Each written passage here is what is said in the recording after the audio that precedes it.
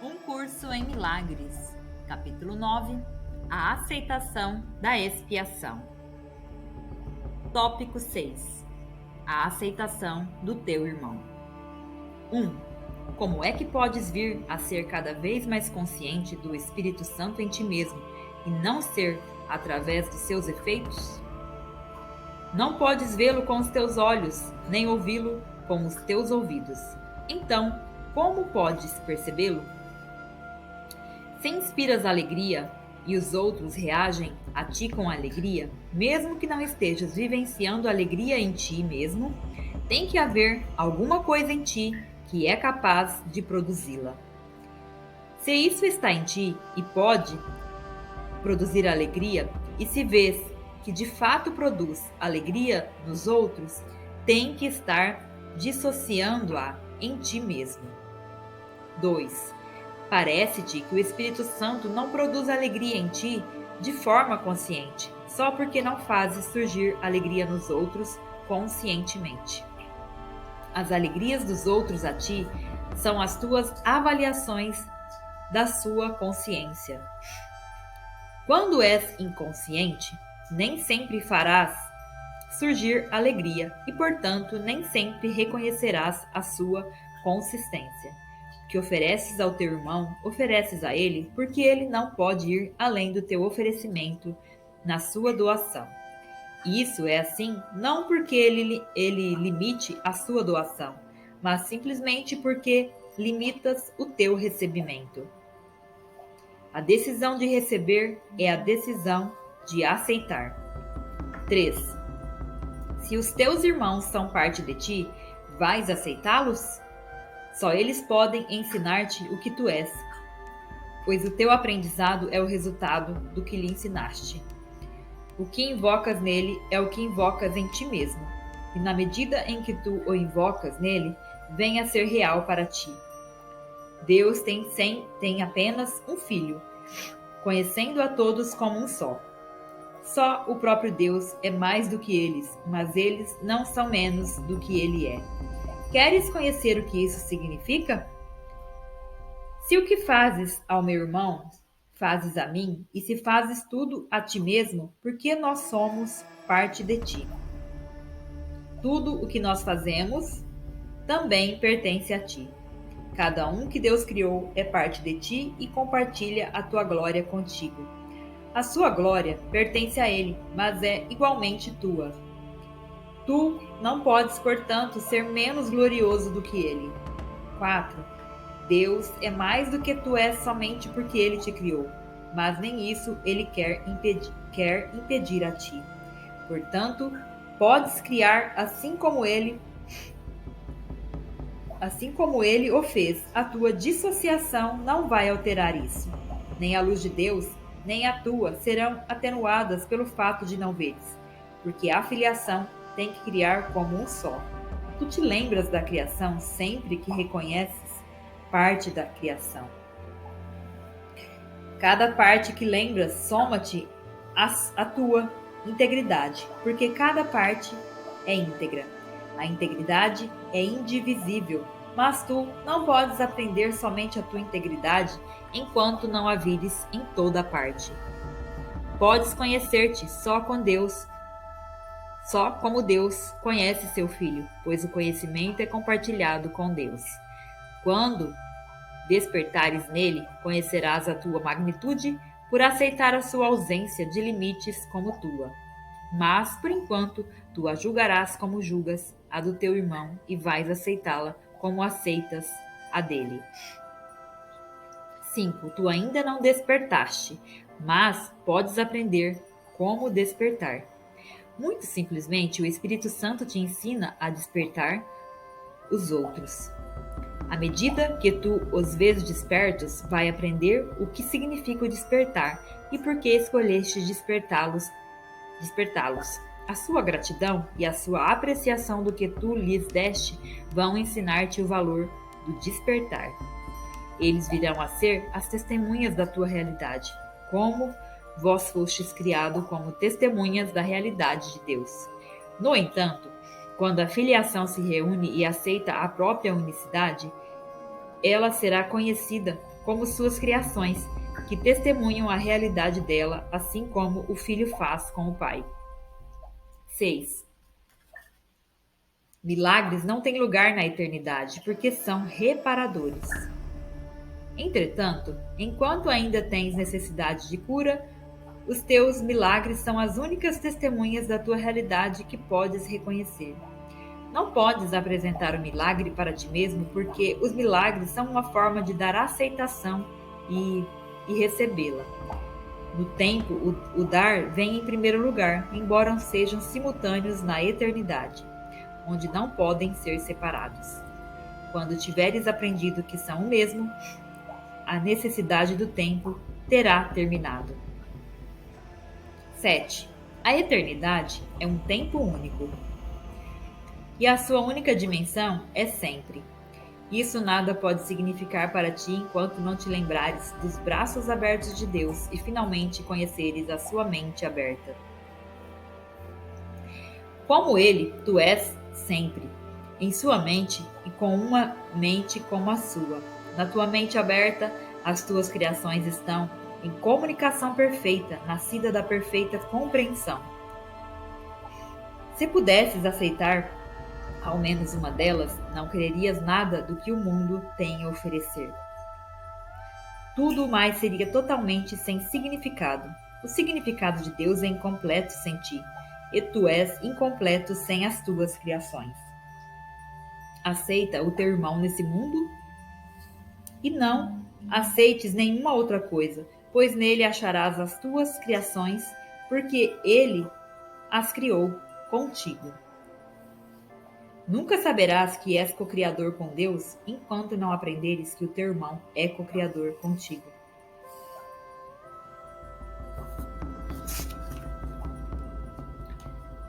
Tópico 7. As duas avaliações. 1. A vontade de Deus é a tua salvação. Como não teria Ele te dado os meios de achá-la? Se a sua vontade é que tu a tenhas, Ele tem que ter feito com que sejas possível e fácil obtê-la. Os teus irmãos estão em todos os lugares. Tu não tens que ir buscar a salvação longe. Cada minuto e cada segundo te dá uma chance de salvar a ti mesmo.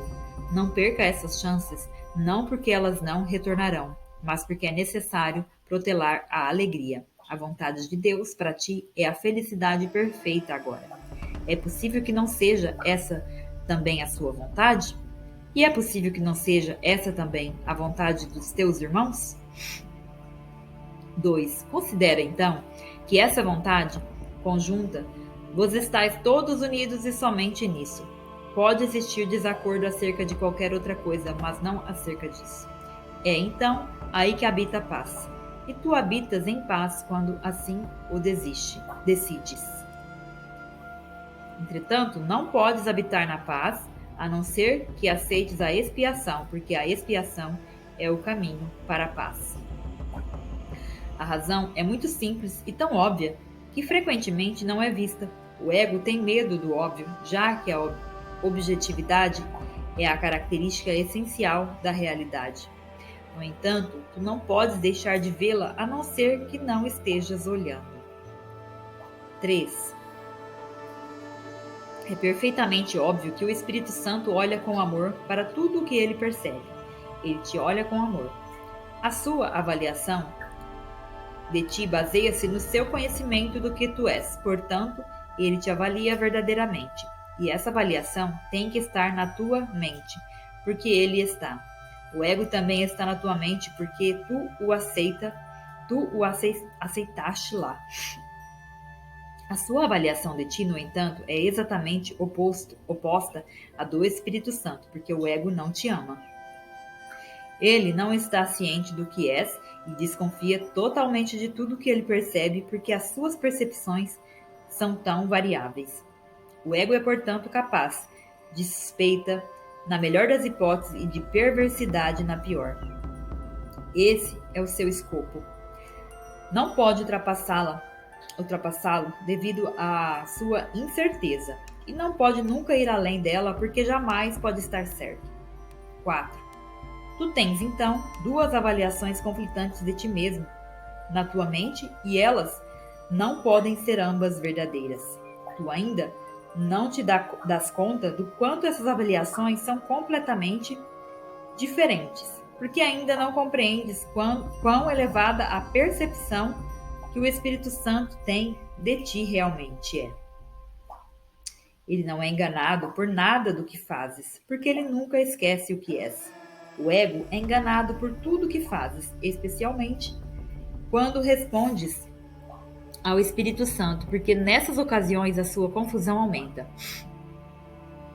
O ego, portanto, é particularmente capaz de atacar-te quando reages amorosamente, porque te avaliou como não sendo amoroso e tu está indo contra o seu julgamento. O ego atacará os teus motivos, logo que eles passem a estar claramente em desacordo com a sua percepção de ti. É aí que ele vai se deslocar abruptamente da suspeita para a perversidade, uma vez que a sua incerteza terá aumentado. Entretanto, com certeza é inútil atacar de volta. O que pode significar isso, exceto que estás concordando com a avaliação que o ego faz do que tu és? 5. Se escolhes ver a ti mesmo como não sendo amoroso, não serás feliz. Está te condenando e tens, portanto, que te considerares inadequado. Olharias para o ego em busca de ajuda para escapar de um sentimento de inadequação que ele produziu e tem que manter para existir? É possível escapares da tua avaliação de ti usando seus métodos para manter esse retrato intacto? 6. Não podes avaliar um sistema insano de crenças estando dentro dele. Seu escopo exclui isso. Só podes ir além dele, olhar em retrospectiva de um ponto onde a sanidade exista e ver o contraste. Só através desse contraste é que a insanidade pode ser julgada como insana. Com a grandeza de Deus em ti, tens escolhido ser pequeno e lamenta a tua pequenez. Dentro do sistema que ditou essa escolha, o lamento é inevitável. A tua pequenez é aceita gratuitamente nesse sistema e tu não perguntas: quem decidiu que seja assim? A pergunta é sem significado dentro do sistema de pensamento do ego, porque ela abriria ao questionamento todo o sistema. 7. Eu disse que o ego não sabe o que é uma pergunta real. Qualquer tipo de falha de conhecimento é sempre associado com uma recusa em conhecer, e isso produz uma total falta de conhecimento, simplesmente porque o conhecimento é total. Não questionar a tua pequenez é, por conseguinte, negar todo o conhecimento e manter intacto todo o sistema de pensamento do ego. Não podes reter parte de um sistema de pensamento porque ele só pode ser questionado no seu fundamento. E isso tem que ser questionado de um ponto além do sistema, pois dentro dele o seu fundamento de fato se mantém. O Espírito Santo julga contra a realidade do sistema de pensamento do ego meramente porque sabe que o seu fundamento não é verdadeiro. Portanto, nada que surja a partir dele significa coisa alguma. Ele julga cada uma das crenças que mantens em termos de origem que ela tem. Se vem de Deus, ele sabe que é verdadeira. Se não vem, ele sabe que é sem significado. 8. Sempre que questionares o teu próprio valor, dize: o próprio Deus é incompleto sem mim.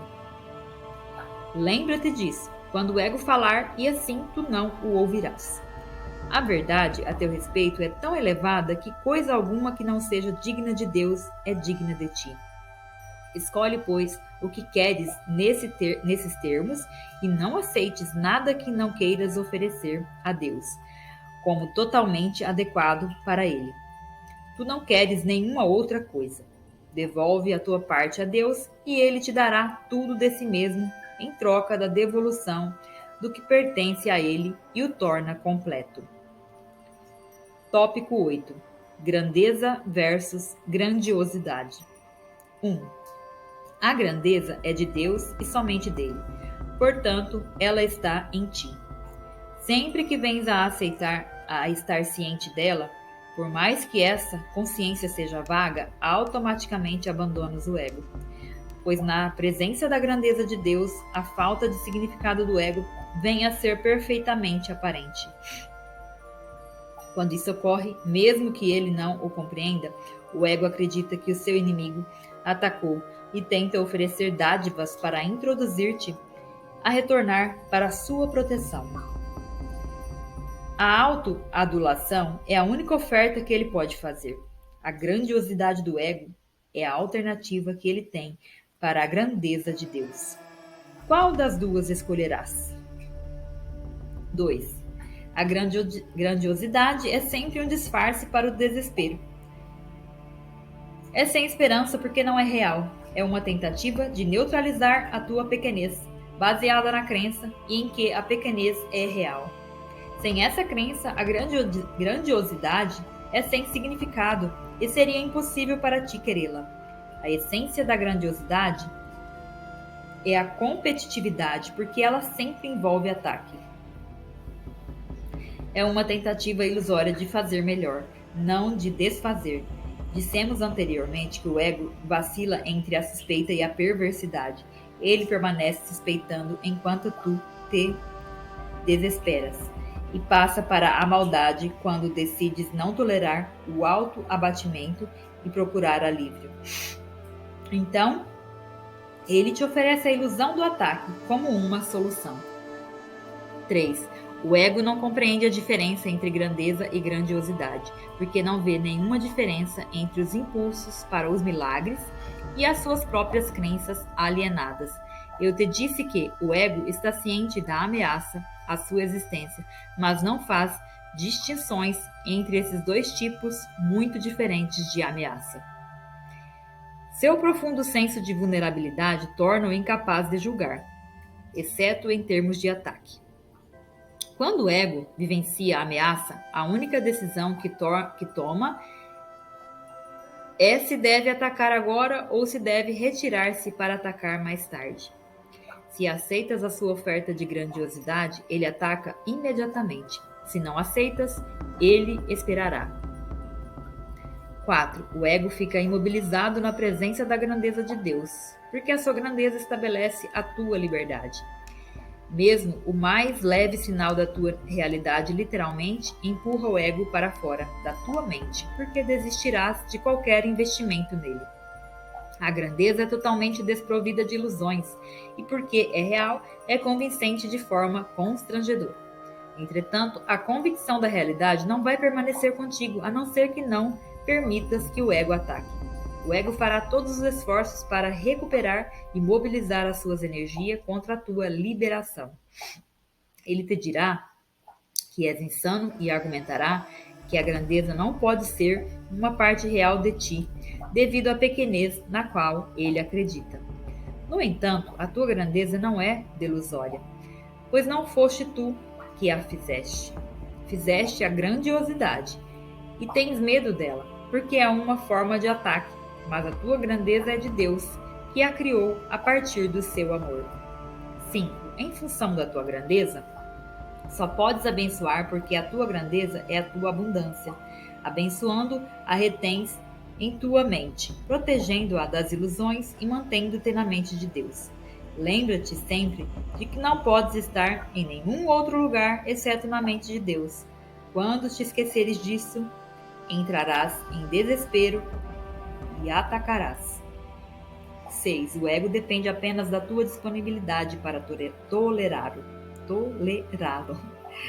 Se estiveres disposto a olhar para a tua grandeza, não podes te despertar e, portanto, não podes querer o ego. A tua grandeza é a resposta de Deus ao ego, porque é verdadeira. Pequenez e grandeza não podem coexistir e nem é possível que se alternem. Pequenez e grandiosidade podem e têm que alternar-se, já que ambas não são verdadeiras e estão, portanto, no mesmo plano. Sendo esse o nível da variação, ele é vivenciado como variável e os extremos são as suas características essenciais. 7. A verdade e a pequenez negam a uma A outra porque a grandeza é verdade. A verdade não vacila, é sempre verdadeira. Quando a grandeza te foge, tu a substituíste por algo feito por ti. Talvez seja a crença na pequenez, talvez a crença na grandiosidade. Entretanto, não pode deixar de ser insana, porque não é verdadeira. A tua grandeza nunca te decepcionará, mas as tuas ilusões sempre o farão. As ilusões são enganos. Não podes triunfar, mas é exaltado. E no teu estado exaltado, busca outros que são como tu e regozija-te com eles. 8. É fácil distinguir a grandeza da grandiosidade, porque o amor volta para ti e o orgulho não. O orgulho não produzirá milagres e irá, portanto, privar-te das verdadeiras testemunhas da tua realidade. A verdade não é obscura nem está escondida, mas a tua obviedade para ti está na alegria que trazes às suas testemunhas, que a mostram a ti. Elas atestam a tua grandeza, mas não podem atestar o orgulho, porque o orgulho não é compartilhado. Deus quer que contemples o que Ele criou, porque essa é a sua alegria. 9. É possível que a tua grandeza seja arrogante quando o próprio Deus a testemunha? E o que pode ser real sem testemunhas? Que bem pode advir disso? E se nenhum bem pode vir disso, o Espírito Santo não pode usá-lo. O que ele não pode transformar na vontade de Deus absolutamente não existe. A grandiosidade é delusória porque é usada para substituir a tua grandeza. Entretanto, o que foi criado por Deus não pode ser substituído. Deus é incompleto sem ti, porque a sua grandeza é total e tu não podes estar faltando. 10. Tu és inteiramente insubstituível na mente de Deus. Nenhuma outra pessoa pode preencher a tua parte nela. E enquanto deixas a tua parte vazia, o teu lugar eterno simplesmente espera para o seu retorno. Para o teu retorno. Deus, através da sua voz, lembra-te disso, e o próprio Deus mantém a salvo as tuas extensões dentro dele. Entretanto, não a conheces enquanto não retornas a eles. Não podes substituir o reino e nem substituir a ti mesmo. Deus conhece o teu valor. Não quer que seja assim e por isso não é assim. O teu valor está na mente de Deus e, portanto, não está apenas na tua. Aceitar a ti mesmo, tal como Deus te criou, não pode ser arrogância, pois é a negação da arrogância. Aceitar a tua pequenez é arrogante porque significa que acreditas que a tua avaliação de ti mesmo é verdadeira do que a de Deus. É mais verdadeira do que a de Deus. 11.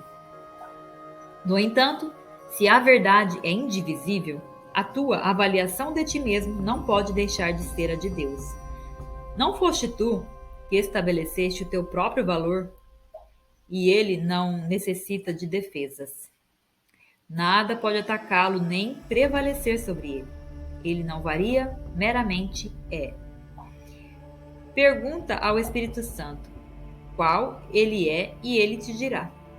Mas não tenha medo da sua resposta, porque ela vem de Deus.